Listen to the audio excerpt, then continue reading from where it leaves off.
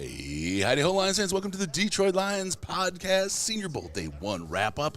We're back. We have a big day of Senior Bowl practice to cover, and we will get right into that. But first, there is breaking big news that we want to talk about because it's important. It's important to Lions fans. Our one and only offensive coordinator, big, bad, Johnson Power, Ben Johnson, stays in Detroit as our offensive coordinator. It's a big load off of people's minds, a big bunch of work and change that people were nervous about that we don't have to worry about. We've got the man back who's been able to architect and engineer this offense in concert with Coach Campbell and Jared Goff and other people in the front office, but to get us to the NFC Championship game in just 3 years. And it's great that he's coming back. So the logistics of this today, as it broke down, was that the Washington Commanders were flying to Detroit for the second interview with Ben Johnson. We have confirmed with other people that he did, in fact, have a standing offer to be their head coach. It was more money than what Dan Campbell is being paid to coach the Lions.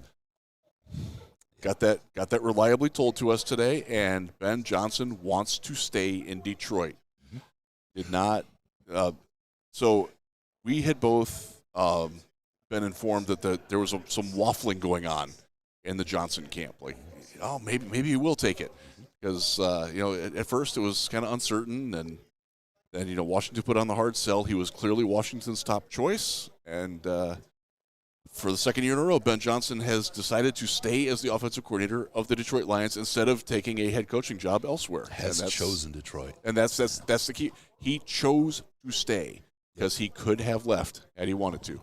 Last year to Carolina, this year to Washington. Yeah, it's great news. And like you said, the situation was fluid. And right after the show on Wednesday, the folks in our Slack know we got new information from sources saying, well, hold on, check that, guys, because here's what we know. And they heard that night that very quickly after that show, we kind of flipped what we said. Yeah. We didn't have a show until Sunday, so we talked about it in the post-game show. But these situations, man, it's crazy. To walk away from that money like that, I think that tells people right now about Ben Johnson, about his belief, about who he is, what he wants, and where his head is at. I mean, it's pretty straightforward right now as to what Ben's after and what his mindset is. There's some unfinished business, and he doesn't want to leave it that way. We have known this for a while, and most everybody in Lions Land knows this. He really enjoys working with Jared Goff. He enjoys working under Dan Campbell. They're giving him all the resources he could ask for. He's given pretty free rein to be as creative as he wants to be, and that's his calling card. He's a tremendously, creative guy, smart guy, creates spacing on the field, has an offensive line that he can work with that allows him to and facilitates things that he wants to do. He's got it great here, and he realized that. And I do happen to think that Washington is a decent job. Like there's a lot of upward growth with that, but he's for a variety of reasons he's happier being in Detroit, being the offensive coordinator, and there's nothing wrong with that. No, there's not. I mean, aside from us, having a partisan view if we wanted to keep him, not everybody aspires to be a head coach. Some people just like where they're at and don't want to rock that. He's one of them. Yeah. 100%. And, we see people, they're good at their job. He comes at things a little bit differently. He's a really smart cat. He's not reactive. He knows he'll get a shot when he does. But one of the things is, the difference in lifestyle, how much you give up versus how much you get. Yes, the money is life-changing, but he's already making life-changing money, right? I mean, likely he's going to be just fine living out the rest of his life, Yeah, I think he'll be good. Yeah. So and the idea of putting your family at risk, not seeing your family, not being able to spend time with them when you want to, not even just a reaction to you taking it, but the fact that you want to spend time, and you're already spending 18 hours a day as an offensive coordinator in the building. Why would you put more at risk? I mean, for more money, sure, but is that really in the as we've talked about, is that really in his psyche where he wants? Young coaches are a little bit of a different breed than the older guys whose kids are out of high school. Right. There's a lot different kind of lifestyle. Ben is 37. He has a 5-year-old and a child that's under one, right? Yeah. So, I mean, that's, this is very clearly a family decision. He took some time to mull this over. Sorry, Washington, he's ours. Yeah, thanks. And I'll say one thing, too, about Washington. It may well be a good job, but it's not proven yet. You don't know who that owner really is. Yeah, I mean, you got new owner, new GM. uncertainty at quarterback. The offensive line has some pieces but needs more. Yeah. Defense is kind of fluid, and that's another thing that as the process went along, one of the things that happens when you're interviewing for the coaching positions is they're going to ask you who do you have in mind for your offensive coordinator? Who do you have in mind for your defensive coordinator? Who's going to be your quarterback's coach? And like all these other jobs, those jobs are getting filled by maybe guys that he was interested in getting from the outside because their seasons are over and ours was still going on, and he couldn't really devote time to that. Yep. So in a way, would he have made this decision if the Lions had lost in the first round of the Rams? I don't know, but it's possible. Yeah. It's possible that the timing, the Lions' run kept him here, and yeah. I'm good with that too. Yeah, well, and that's one thing. I mean, it's an emotional time right now, and I don't think anybody in that locker room walked out of that game in San Francisco and gave up. I've seen a lot of fans on social media that have, but there's not a lot of no one in that locker room gave up. No one in that front office in that coaching staff gave up. They feel strongly about the team, the people, what they've built, and where they're going. And like I said, it's a little bit of an emotional time, but I think there's to go back to what you said in the beginning, there's unfinished business. Period. And we're happy that he's going to keep that for at least another year in Detroit. Yeah. And we have not heard yet if there's going to be a contract bump. He's got 2 years left on his last year. Yeah. He's very clearly not about money. But who's going to turn down more money? When to do the same job? Why not use that opportunity to get more? Right. Yeah.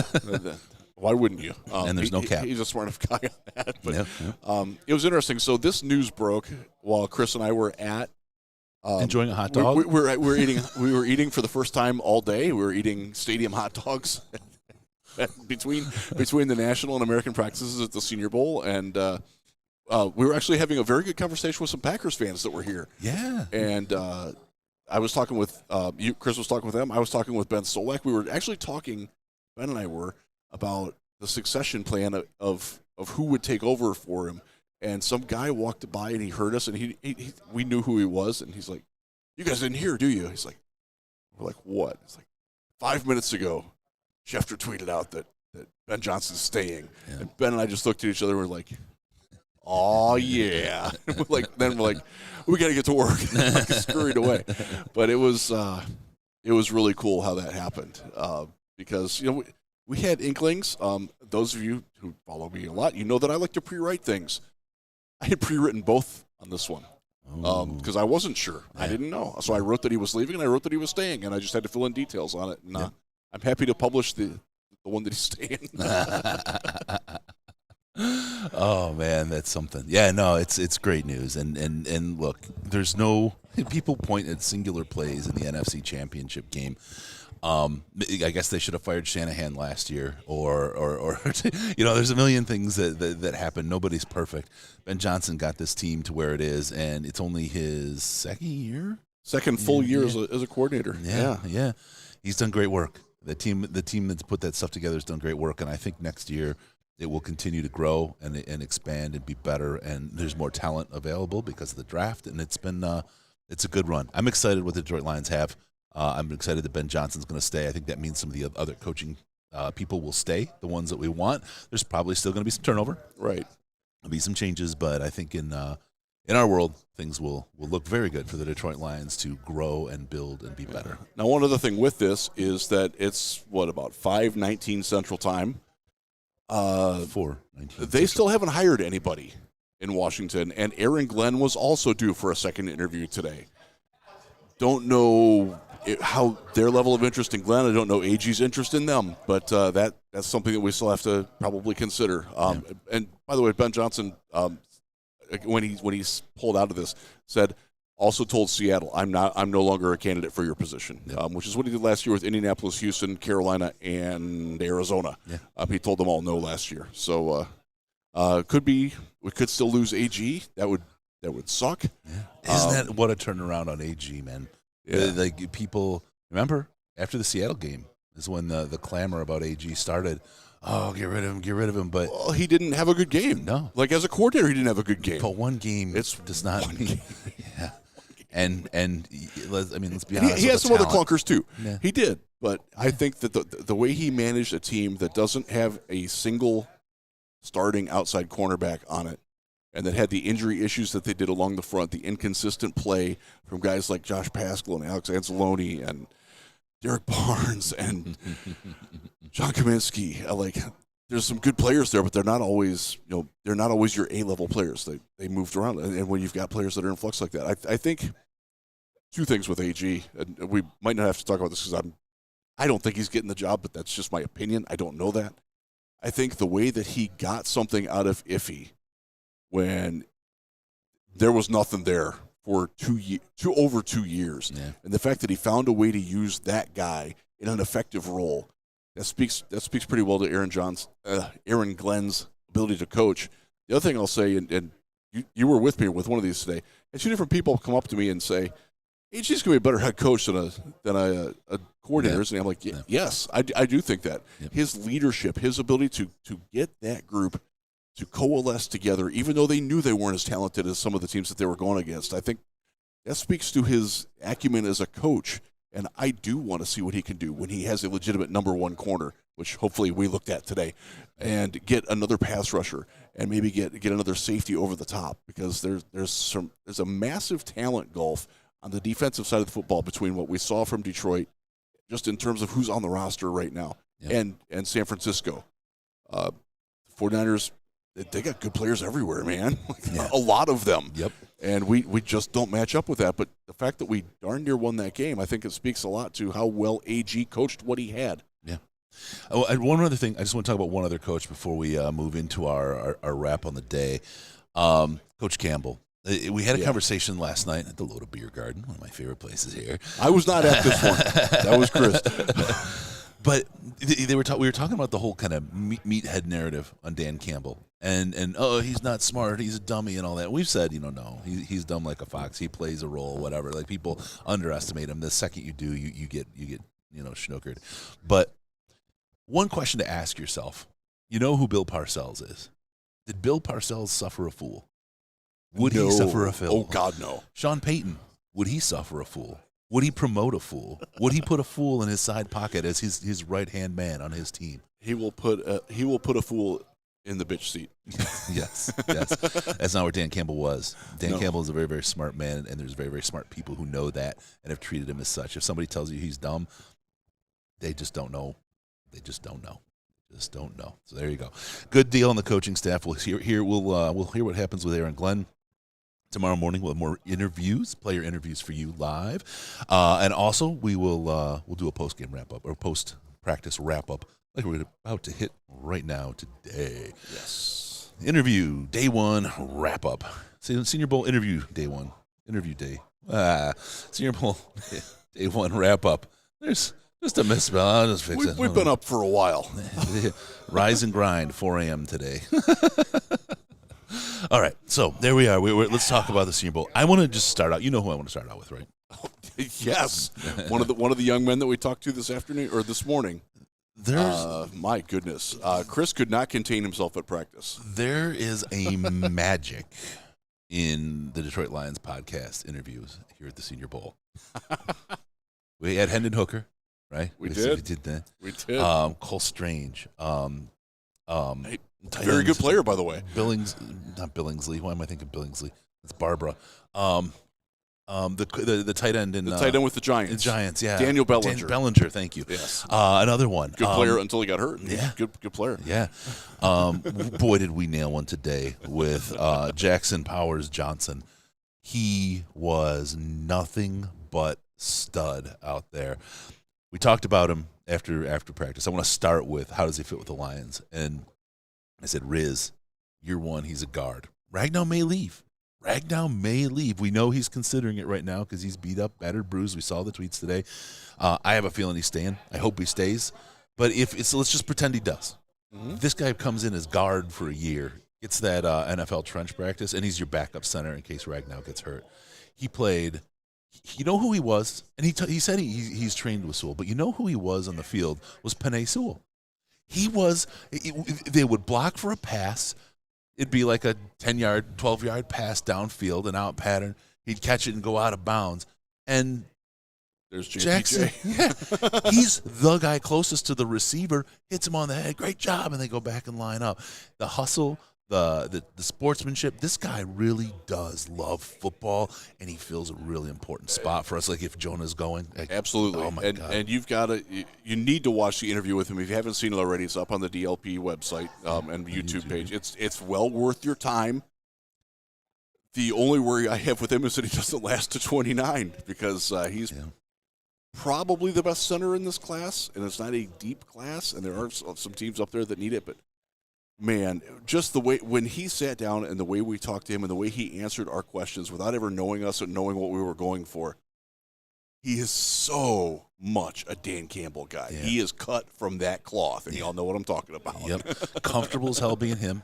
Loves being him. And it was like, look, we talk to guys. We talk to them, on camera and do interviews, and we talk to them kind of off as well. We don't get a chance to bring them in, but we talk to them. Guys' questions are so often so well rehearsed. Hendon Hooker was a guy who was obviously prepared ahead of time, well prepared, studied. Yeah. And when he would answer a question, he would answer it. It was fluid and all that, but you could just tell he was the script was going in his head, right? The notes are getting clicked off. I'm checking this box. I'm checking this box. Yeah, not JPJ, man. He was just him. He was just himself, and he had answers for every question. What's the toughest question you had in the interview? Like those aren't easy questions to answer, right? Especially when you're under the spotlight and people are gathered around the interview. I mean, while we were interviewing these guys, there were people taking pictures of us interviewing him. Like, this is weird. Yeah, but it was really interesting. And this guy is smooth. He's fluid. He didn't feel rehearsed. He felt absolutely genuine, but he had every single one of the right answers that if he had rehearsed, he had them all locked down. Really, really just a sharp guy. And then we got to go out to the field with the national team, and he looked very good. Can't say that he had a perfect day because he did wear down towards the end of practice, and some of that is what Chris was talking about. After plays, like pass plays that are 10, 15 yards downfield, he's running down the field to pick the guy. Like, he's got a 330-pound dude sprinting after almost every play. He was very good in the one-on-one drills. I think I had him for one loss, and all the rest were clear wins. Like, it wasn't stalemates, it's wins. And that's what you really want to see from an offensive lineman or a defensive lineman for that matter. I thought he was very good at center. He talked to us this morning. He can play guard. He has played guard. He's willing to play guard. Didn't want to play tackle. No, tackle wasn't his thing. But God, he's fast enough. Yeah, he's very athletic. He's trained with the Sewell family. One of the things that I liked, and this wasn't in the interview we had with him, but I went into the room that's right behind there, which is where they hold the press conferences, and Jim Nagy was asked about him, and he said one of the things that drew us to him was the fact that he's from Utah. He's very proudly from Utah. He grew up a Utah fan. Utah didn't offer him. So what did he do? He went to the place where he knew he could hurt Utah. He went to Oregon to shove it in their face and prove them wrong. Yeah. If that doesn't scream Detroit Lions to you. Yeah, that's that chip, right? And we talked about it. He's like, there's not a lot that, like, I always won. I'm a winner, right? I mean, he didn't say it in an arrogant way, but yeah. Matter of fact, like, he's like, I lost one Little League game. I lost one game in high school in football, and like, learning how to lose is not something that I want to do, and I'm not used to it. And I don't like it, and like, good, yeah. But that's, I mean, you talk about that and then the resilience, but I mean, the real answer is Utah didn't take me. And so how did I handle it? I got mad and I got even. I love that because that's the kind of player he is. If he doesn't win a rep, he's going to win the next one. He's going to get mad and he's going to get even. That's the kind of guy he is. So looking good. Really love JPJ. I had to jump out there with him. Riz, who would you like to highlight next? Let's stick with the national team to start and before we ride over to the just other another side. guy that we talked to this morning, Quinyon Mitchell. Yeah. He was really good in coverage, and this is another one where he's generally projected to go in the 20 to 35 range, and the Lions are sort of the far end of that. He can press. He can flip his hips. He's got feet. He's got greasy hips. There's a whole lot to like with him. He's got dog in him. Oh yeah. When I asked him who he was most willing to, who he really wanted to play up against, he's like, everybody. I want to dominate. I want to dominate everyone. And it was a little arrogant, to be sure, but you kind of want that. Like you want a guy who had confidence. One of the things that really impressed me today was he got called for a defensive hold on one of the early reps in one-on-ones, and he was guilty, and he knew he was guilty. And he adjusted, like, okay, the ref's calling that. I can't do that. I got to change. I got to let go a little bit. He did that, like, on the fly.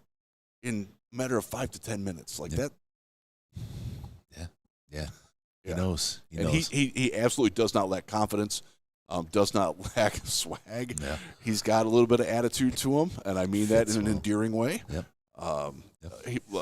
The hip flip is the one. You know how big I am in Yeah. cornerbacks. That's one of the things about Darius Slay had probably the smoothest hip flip of any cornerback that I've ever really. And you know what? seen up Honestly, close.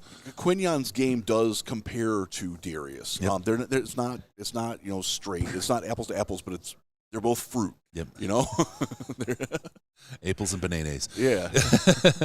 Yeah, no, he the flip on those hips is really, really impressive, and for a cornerback, that's so important, man. And it bodes so well. And it was nice to see because he played at Toledo. Look, y'all know I'm a MAC guy. I'm an Ohio Bobcat, and he let me know that he didn't lose to them.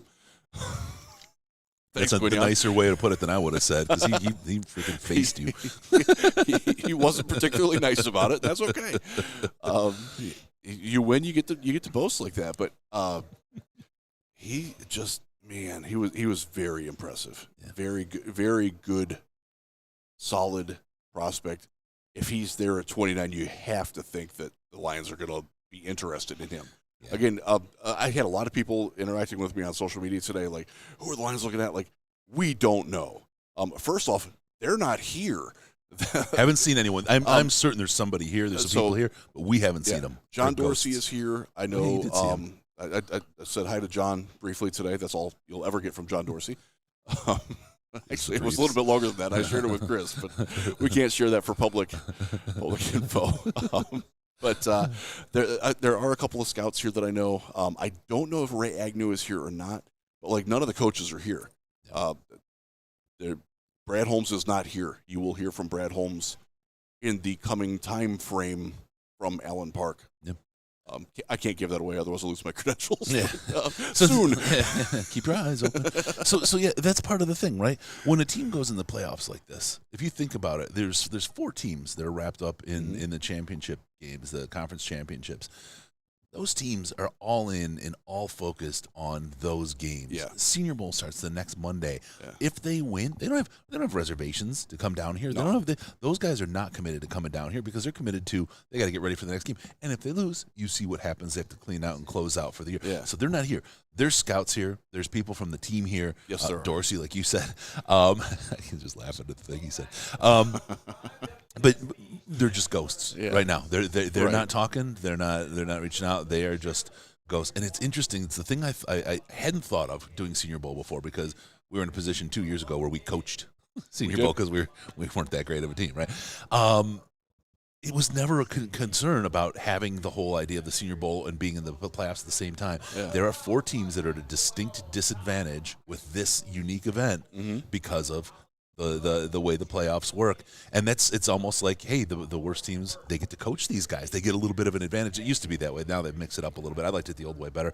But they get a little bit of an advantage at the bottom of the barrel of getting some draft information, right? Well, the guys at the top, the cream of the crop, they're like, hey, you get a little bit of a handicap on this. And I kind of like that. It just helps with the parity league kind of situation. And it's interesting because there's no top 10 picks here. Well, maybe Latu is. Latu from UCLA, and he was good today.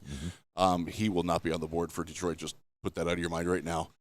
There's a chance he could go to Chicago, not with their first pick, but their second pick.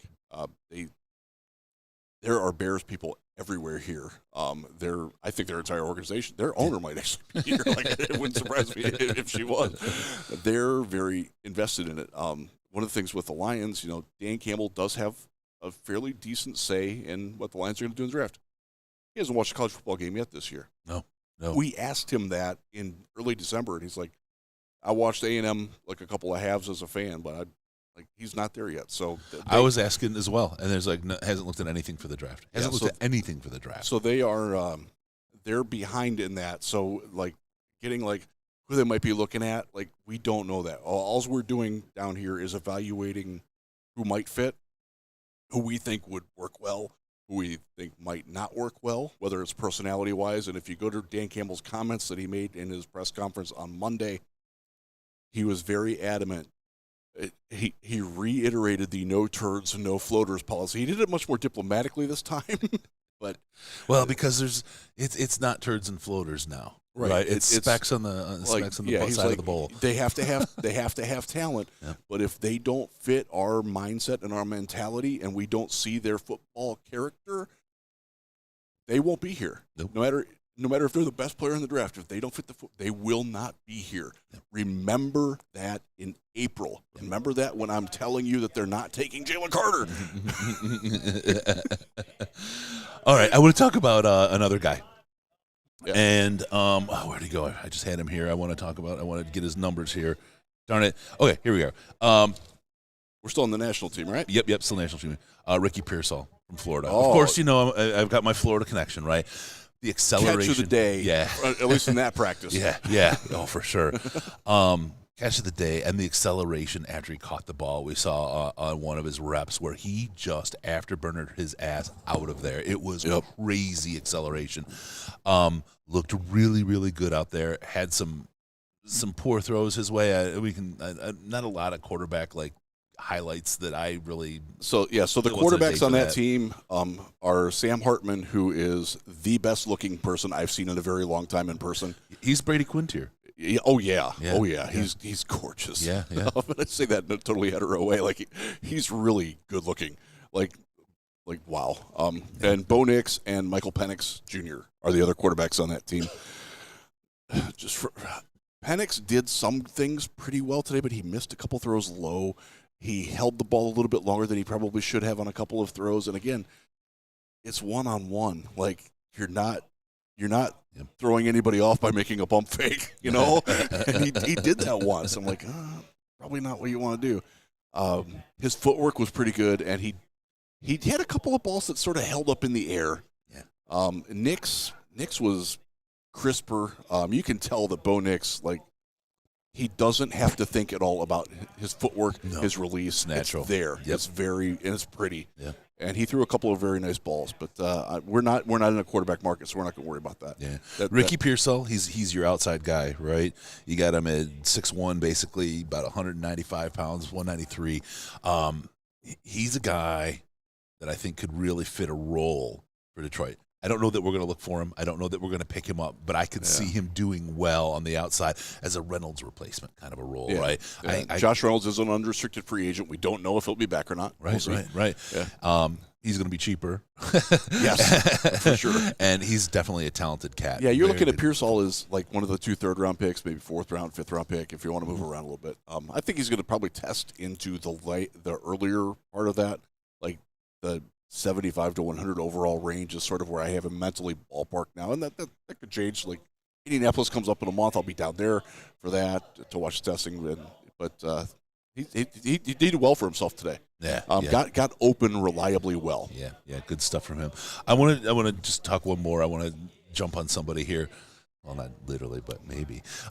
It's the DLP charm again. Guy we talked to.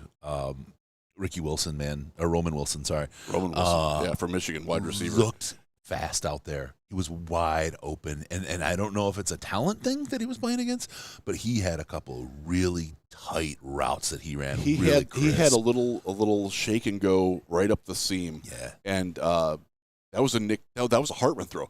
Hartman stepped up in the pocket. He was under pressure, sidestepped the guy, and threw a dart. And Wilson caught it here at full gallop and didn't break stride as he kept going past the defense.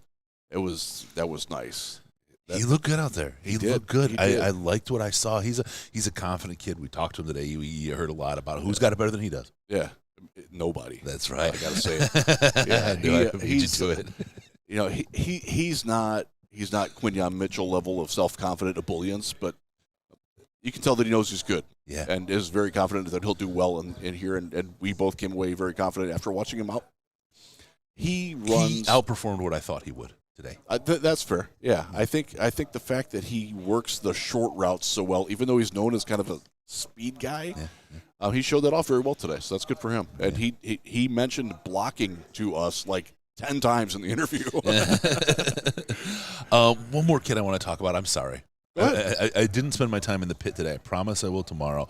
But the Corley kid from Western Kentucky, the wide receiver, what did I tell you? Who did I tell you he reminded me of before we started watching him. Calvin. No, I'm just joking. St. Brown. Yes. and I saw it immediately. This kid is really something, man. What a gritty, hard worker, great hands. It's like, oof, man, this is something to look at. I don't know where he is on people's radar. I don't think a lot of people are talking Western Kentucky. So he got some buzz early in the season because he played exceptionally well against Ohio State. Right. Looked very good in that. And then Western Kentucky sort of falls off the map as that level of school does. But he's a good player, really good player. And he's going to be one of those guys that a team drafts, and some of the fan base is like, Western Kentucky? Like, isn't that where Broderick Martin went? Like, yeah, he's good. Yeah. He's a very good player. He's a day two guy. And because he's redundant with Amon-Ra, I don't think the Lions are going to have all that much interest in him, but you never know. Yeah, we'll see what happens. Yeah. I'm sorry, I'm just so high on this. There's one more guy I want to talk about, and it's Marshawn Lloyd from USC, the running back. Not in the market for him. Right. He had some amazing catches today. He's built like a bowling ball. Yes. I wouldn't think that a guy with shoulders like that could get his hands together over his head to catch a ball with a huge extension like he has, and he did it multiple times. That guy can catch a damn football. It was very reminiscent of Jamal Williams when he was in Detroit, being as an outlet receiver and turning it up. He had a good day. Again, we didn't watch a lot of that. My attention was primarily more in that team on the defensive backs, wide receivers, linebackers, running backs, and dive in, man. I didn't take all the players, did I? No, you did not. Another running back, I thought the best running back there was Rasheen Ali from Marshall. Mm-hmm. He looked good. He looked really good. Big guy with quick feet. Yep. Did a couple of sidestep moves that was like, oh, wow, okay. Yeah. I got that. That was nice. I'm trying to think who else. I can give you someone quick. I saw a great interaction between Roman Wilson and A.J. Barner. Barner made a catch, and Wilson was like, "There you go, Barner!" Like yelling at him on the. Yeah. They were in different groups working, but supporting his guy like that. It was really good. Barner didn't have a spectacular blowout kind of day. It was None kind of of the average. tight ends did. That's actually one of the things that I want to talk about. Was like it's kind of nice that we don't need a good tight end. Like I came in here pretty high on Span from Minnesota, and like dude has no twitch. It's like watching a slimmer Michael Roberts play. Like just like. My God, like Brock Wright's slow motion move that he made in field, that's playing speed. Easy for me to say. I'm so tired. 4 a.m. rise and grind, baby. for Brevin Spanford, he just not as twitchy as I thought he would be, not as dynamic as he thought he would be. And I don't think any of the tight ends ran over 17 miles an hour, which was a little disheartening. But by the way, Sam Hartman was the fastest quarterback here today. that caught some people off guard. Yeah. They have the GPS tracking from Zebra Technologies in the things. They actually like put the pictures up of like the top 3 speeds at each position, and Hartman was pretty handily the fastest. Now some of that, Bo Nix didn't really get a chance to run today, so his top speed was only like 14 miles an hour. But, right.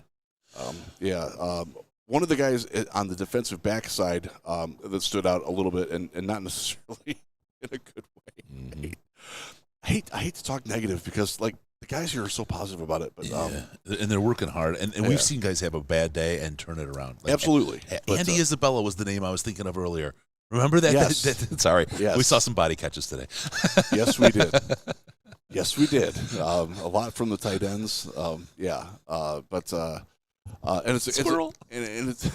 it's a big guy who had a lot of hype because he was at Alabama. He's at Oregon. Kyrie Jackson, did not look good. Too long striding to handle guys who can cut, and like Amon-Ra would eat this guy for breakfast. Just he doesn't shorten his stride well, and when he did try to do it, and there was a couple times you could see him like thinking about like I got to get my hips a little bit tighter, get my feet a little bit more frequency. It just wasn't there for him. Now maybe he'll keep on developing that, but this is a guy. I want to say that he's 6'3". Let me find the measurement here. While I'm looking for that, I'll just say, he's 6'3" and change, and 203 pounds. Certainly looks the part, but didn't have the kind of day that I think he would have hoped for. The other ones I want to talk about are the Penn State guys that are here. Johnny Dixon and especially Kalen King. They are a walking penalty flag.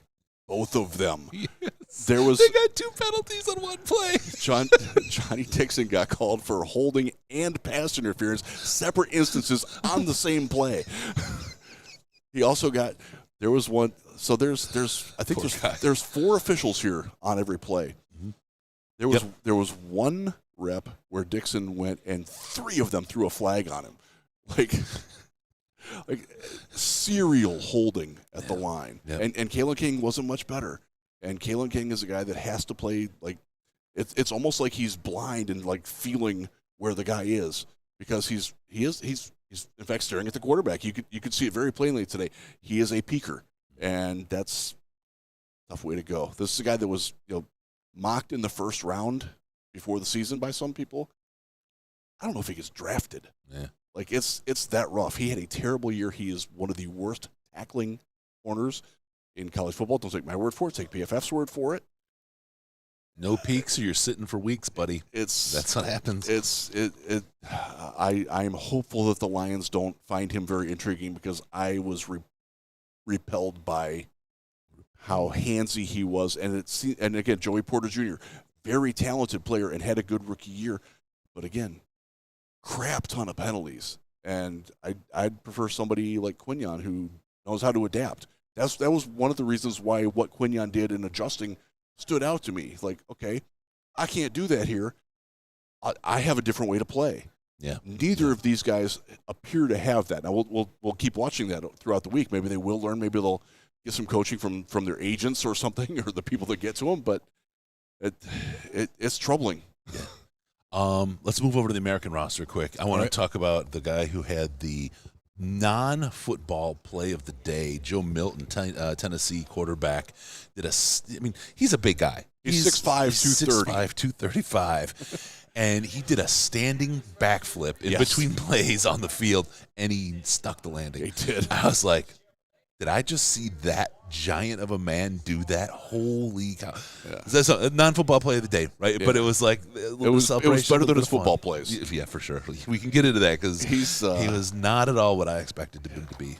I was looking for something from him. Throwing the ball. I'm going to throw it over there. He throws it really hard, but yeah.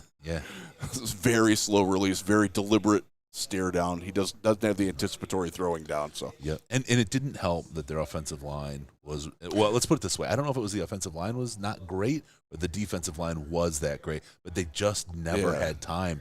Like they couldn't run out of the backfield. It was a mess. The offensive tackles were okay. The interior line, other than Bo Remmer from Arkansas, who I thought had a decent few reps as center, the interior offensive line was losing.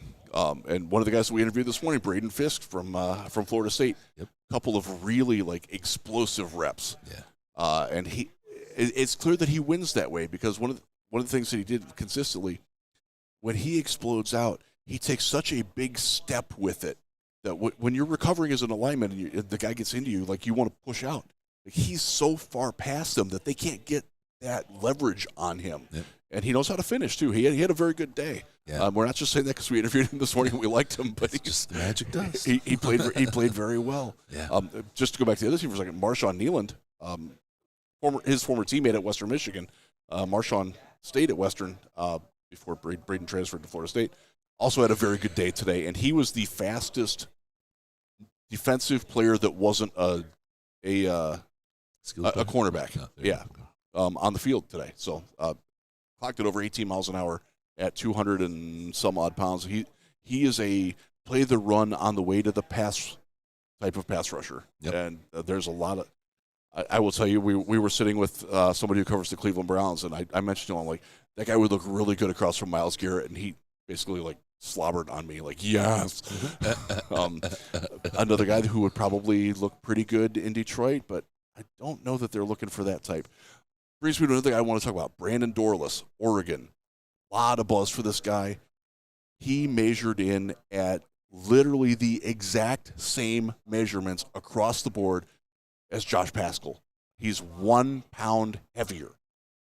Other than that, they are the exact same physical sizes. Wow. I don't know that you want 2 of those guys because John Kaminsky's sort of in that ballpark too. And Kaminsky will be back. Paschal will absolutely be back. He is right now your starter going into next season on the opposite side from Hutchinson.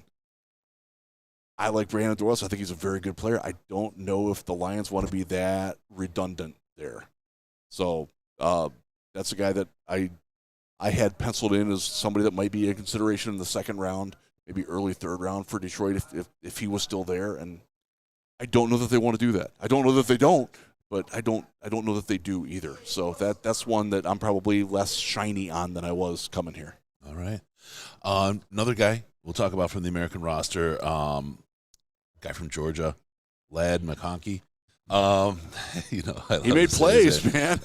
He made plays. He did, but it was a little less than I wanted from him today. I was a little disappointed in what I saw. Not that he was bad, but he just wasn't what I thought he should have been. Does that make sense? Yeah, he had a little bit of trouble getting around jams. And yeah, he had a lot of trouble. Yeah. But the other problem too was, again, the line was giving up the rush so bad that the quarterbacks didn't have time to get the ball out.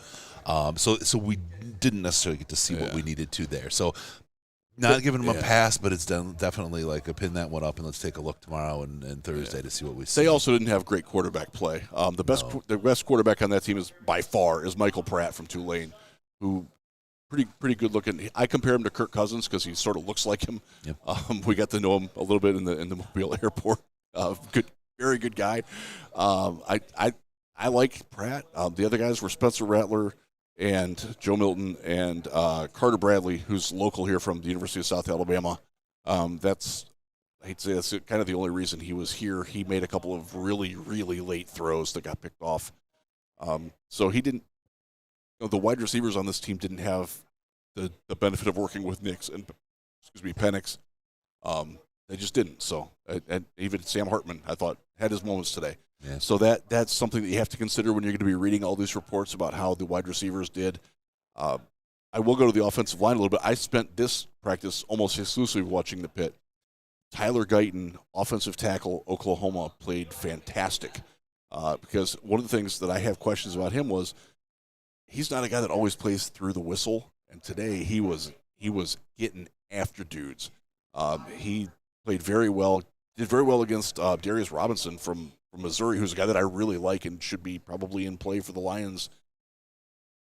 Probably 29 is a little early, but the second round, he tried the Hutch spin move. Guyton just waited for him. He actually did the spin move too fast because he spun so fast that didn't do anything for him. And Guyton was just pushed him away. And then the offensive line coach, and I don't know who it was yelling at him, finish it. And he did. He pushed him all the way through the pile. People had to scatter to get out of the way for how far he was. That was cool. I don't know that the Lions are in the market for a tackle, but if he could play guard for a year, you never know because, one of the things we're going to talk about, they're going to need at least one guard. Even if Jonah and Graham come back, they still need another guard. Yeah. They have to have a backup center guard. Yeah. Skips is great, but he can't snap a ball. Yeah. And that's the guy that I mentioned earlier, Lemmer from Arkansas, had a good day at that. Looking at the also Skips is hard to throw over. yes, he is. Charles Turner from LSU, I thought had a good day. Very aggressive in firing out. You can see him wanting to do some power run scheme, a little bit of gap, maybe a little bit of duo. Yep. Very, when you're getting hit by him, and you could hear the pass. He took it to guys, including his own college teammate, in pass protection, and I kind of liked that. Yep. And I think that's sort of what the Lions. One of the things that the Lions look for is a guy that's not just going to sit back on his heels and absorb. Be proactive, go get it. That's something that Hank Fraley talks about. That's something that the Lions do as a team very well. When you've got Penei Sewell and Taylor Decker and Frank Ragnow on your line, hell yeah, man, turn them loose, let them do it. And so he fit that mold, and he's the guy that you can get in day 3. So I liked him. Yeah. There you go. Anyone else you want to talk about from the American roster? There, Riz. I'm looking over it real quick here. Tavondre Sweat probably needs to get talked about. Texas, he's got a lot of love. Mm-hmm. I mentioned in the Slack, the Patreon Slack, check it out. Best $5 you can spend a month. Absolutely. That he's a lot of not the same player, but the same function as a guy like Andrew Billings as like a pass rushing nose tackle. Not sure there's a huge market for that. Like he's getting mocked in the first round. I don't see it.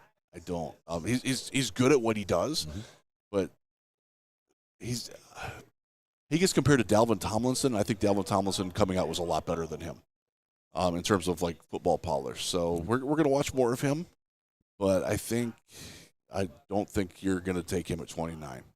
Knowing this team, knowing what they look for, I don't see it. Maybe in the second round, and there's a chance he could be there.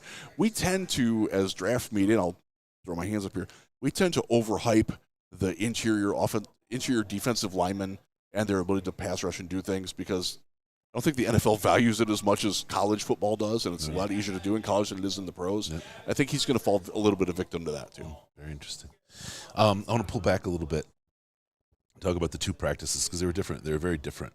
Yeah, and they were. Yes, the national practice was a lot more dynamic. There's just a lot more going on than the American practice, and it just seemed slower, less one-on-ones. It just wasn't. There wasn't a lot of urgency from the coaching staff either. And again, I don't know who the coaches are. I didn't pay attention to that. They scrambled them. They scrambled them, and they did. It's like, yeah, I will say that the offensive line coach for the American team, and I don't know who that is. I was down where they were being coached, and I thought he was doing a pretty good job of explaining technique and how the team that he's from looks for things. And he gave a couple little tips. Like there was one guy who his elbows were flaring out a little bit when he would get engaged, and like you can't do that. That's holding. Keep your elbows in. You're better. And the guy worked on it. So that's coaching. That's good. Yeah. There you go. All right, so we'll see what happens. It was a lot easier when the coaching staffs were just named as parts of the teams, and you could say, "Oh God, the Jets coaching staff," Yeah, but you don't get that, and they are pretty scrambled up. So maybe we'll take a look. I'll try to look and see if there was anybody else that stood out. Jackson Sermon, linebacker from California, made a great interception off of the South Alabama kid. I didn't watch a lot of those guys. Where's he at? I'm trying to think of his first name. Last name was Jeremy Flax from Kentucky. He's the biggest guy here. He played pretty well today. Like he is 6'5" and change and 360 pounds, and he looks it. Yeah.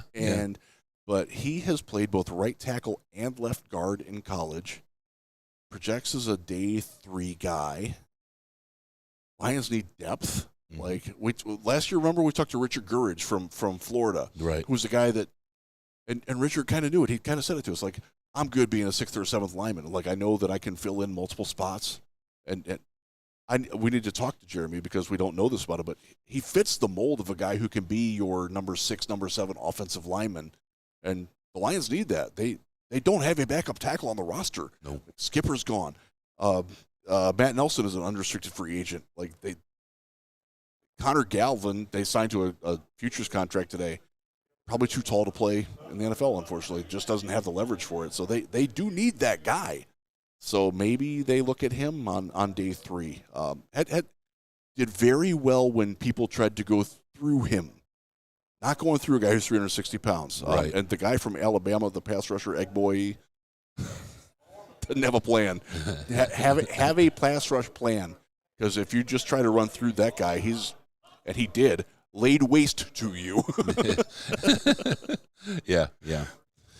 All right. So I think that breaks down what we saw today in practice. We have practice again tomorrow. Tomorrow morning, rise and grind, crack of dawn again, 4 a.m. to come down and get our interviews down here. We have a bunch of players we'll bring in, and we will record those up and get them up and get you ready to roll and get your morning information out as we go off to practice. Those things will be rolling out throughout the day, and then we'll do another wrap at the end of the day to break down what we saw in practice. Absolutely. At the Senior Bowl.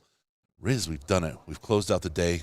We can shut down. We can go have dinner. We can go eat. Bed. I can't wait to eat.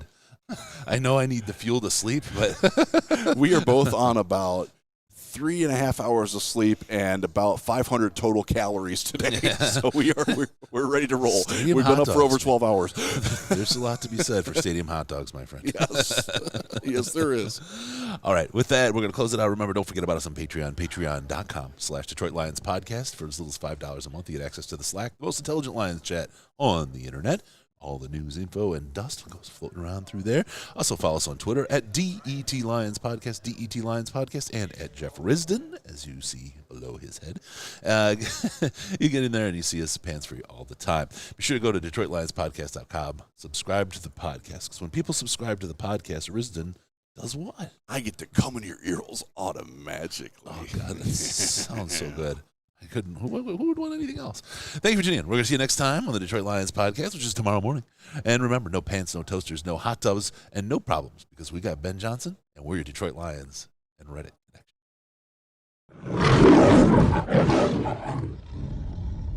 Connection.